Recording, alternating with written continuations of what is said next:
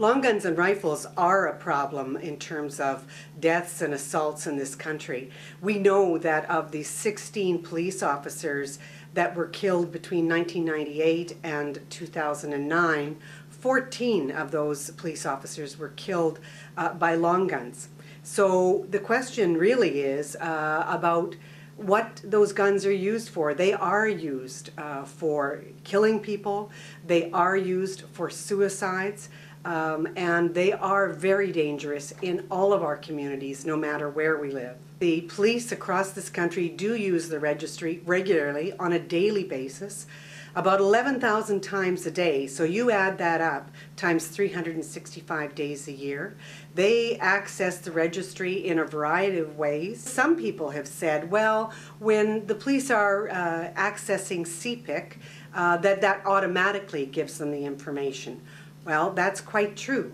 But what would you have? A police officer who's going to a call or maybe outside of a home where there's reported domestic violence, checking 2 and 3 different kinds of registries?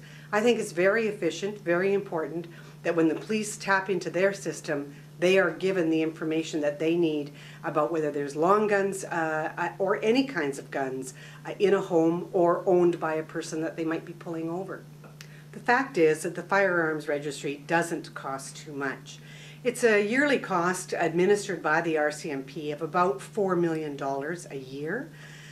Many of the major costs that came with setting up the registry have been spent, and they're in our past.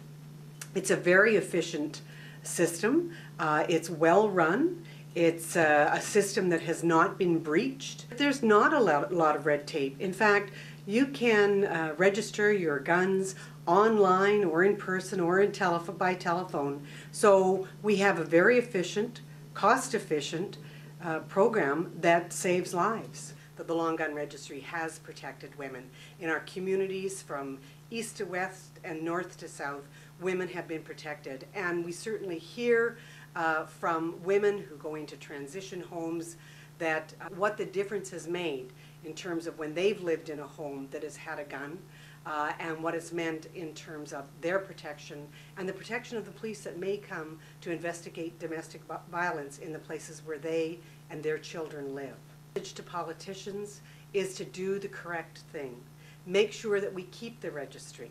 If there are problems with it that are administrative, then let's look at those and see if they can be fixed. Doing away with the registry is going to make our communities less safe. It will make our workplaces less safe. It will make the jobs of police officers and first responders across this country less safe. And so we need to do the job. We need to say to every politician, listen to the research that's been done. Look at the reports that have been done by the police chiefs and the police associations.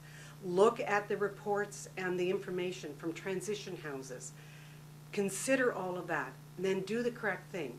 Keep the long gun registry and make it better so that we can make our communities and our workplaces more safe.